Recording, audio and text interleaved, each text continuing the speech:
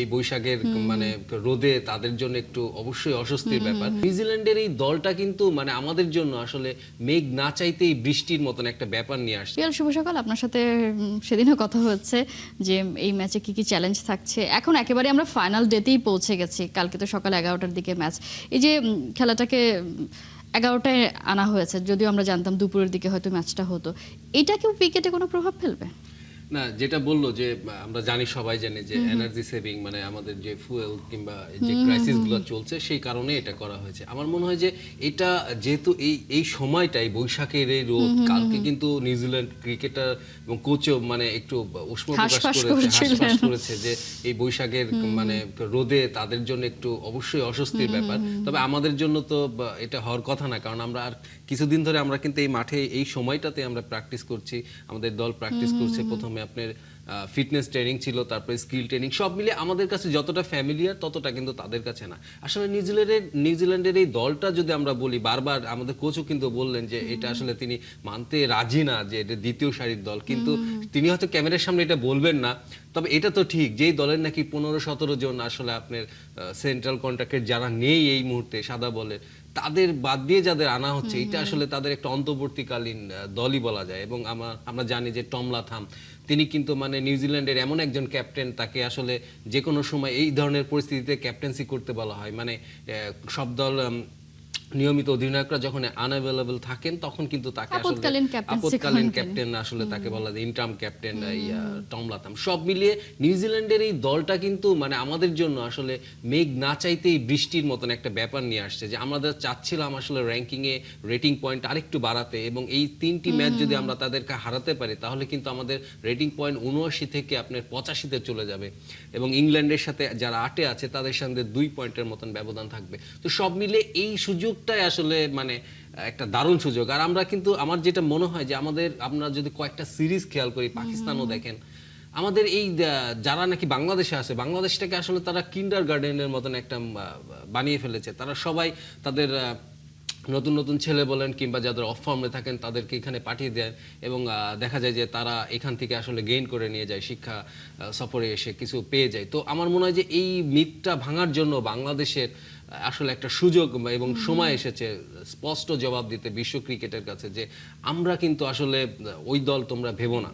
এবং আপনি দেখেন, খেয়াল করেন, আমি যে কনসার্নের জায়গা যে 11টার সময় যে খেলা, আপনি দেখেন লাস্ট সিরিজেও আমরা দেখেছি যে রোজার কারণে হয়তো গ্যালারিতে ওরকম দর্শক ছিল না, এবং এই সিরিজে আমি আশা করছি যে কিছু দর্শক আরো বাড়বে।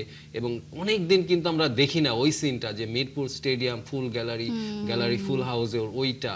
তো সব মিলিয়ে আমার মনে হয় যে নতুন সভাপতি এসেছেন, এটা তাকে চ্যালেঞ্জ বলবো না, বাট এটা তার জন্য একটা বাড়তি কাজ হইতে পারে যে এই গ্যালারিকে আকর্ষণ করার জন্য, মানে গ্যালারি ভরার জন্য, এই খেলাটা দেখার জন্য সবাইকে আমন্ত্রণ জানিয়ে মানে কিভাবে আসলে সবার কাছে পৌঁছে দেয়া বা মাঠে আবারও দর্শক সেইভাবে ফেরানোর জন্য, যদিও সময়টা আসলে 11টা, কিন্তু ফ্রাইডেতে ম্যাচ, সো দর্শক আসার একটা ভালো সুযোগ আছে। যেটা আসলে আপনি বলছিলেন যে অ্যাডহক কমিটির সভাপতি তামিম, তার অধীনেই এবার প্রথম সিরিজ মাঠে গড়াচ্ছে। যদিও ফিউচারিন্স বলছেন যে তিনি আসলে তার টেনে 3জনকে দেখে ফেলেছেন, কিন্তু সেটার আসলে কোনো প্রভাব, বা তিনি অবাক হচ্ছেন না। তিনি হয়তো বাংলাদেশের কালচারটা জানেন, সেই কারণে অবাক হচ্ছেন না। কিন্তু আসলে কি কোনো প্রভাব পড়ে না? কারণ সভাপতিগুলো যেভাবে চেঞ্জ হয়েছে, পুরো বোর্ড চেঞ্জ হয়ে গিয়েছে, সেই জায়গা থেকে আসলে প্রভাব পড়ে না কিনা সেটা তিনি বলেছেন প্রভাব পড়ে না, এবং তিনি একটা সহজ সরল কথা বলে দিয়েছেন, একদম প্রফেশনাল জায়গা থেকে যা বলে দিয়েছেন যে এটা পড়ে না।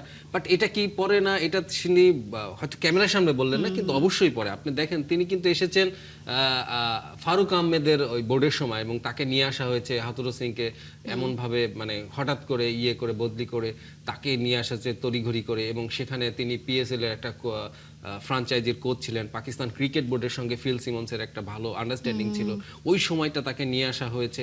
এবং তিনি যার সঙ্গে যাকে নিয়ে আসেন নিয়োগকর্তা, তাকে তিনি দেখলেন যে কিছুদিন পর নয় আরেকজনের সাথে বসলেন, তিনি প্ল্যানিং করলেন, আবার নতুন একজন আসলেন। অবশ্যই এটা হয়, তবে আমি ফিল সিমন্সকে আমি যেটা মনে হয়, তিনি ষাটোর্ধ্ব একজন মানুষ। এবং আপনি যদি খেয়াল করেন এই মুহূর্তে টেস্ট প্লেয়িং নেশন যাদের কোচ আছে, সবচেয়ে বয়স্ক কোচ কিন্তু আমাদের 80-র দশকের মানুষ। এবং এই কোচিং স্টাফে তার যতটা না প্রভাব, মানে তার যতটা ইম্প্যাক্ট, তার চেয়ে কিন্তু আমাদের লোকাল যে কোচরা আছেন, বিশেষ করে সালাউদ্দিন, তার প্রভাবটা এবং ইয়েটা অনেক বেশি। সুতরাং আমি মনে করি যে তার ইম্প্যাক্ট এবং সব মিলে কিন্তু আসলে তিনি আসল মুখ ফেস না এখানে। তো এটাও তারপরে আমার মনে হয় যে ইফেক্ট পড়ে। এবং আপনি যেটা বললেন যে নিউজিল্যান্ডের এটা দ্বিতীয় সারির দল না, আমি নিশ্চিত না তার কাছে, এই টিম ম্যানেজমেন্টের কাছে নিউজিল্যান্ডের যে এই নতুন দল, এটা কিন্তু একটা অচেনা আতঙ্ক তৈরি করে। এবং এই নতুন দলের যারা আসছে, এই দলের যারা বিশেষ করে, এদের কি লেটেস্ট কোনো ভিডিও তাদের কাছে আছে কিনা আমি নিশ্চিত না।